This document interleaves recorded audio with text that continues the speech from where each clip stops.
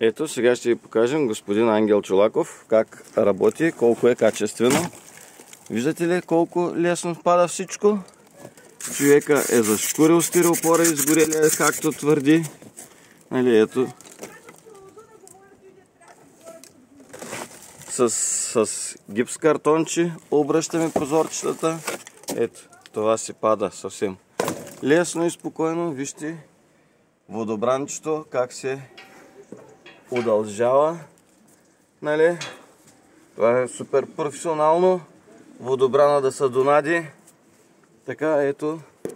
Отиваме на следващото. Ето, вижте за какво става въпрос.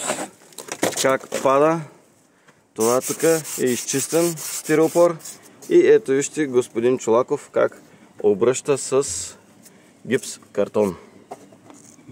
Ето гипс картончето е положено. Вместо фибранче. И очакваме качество.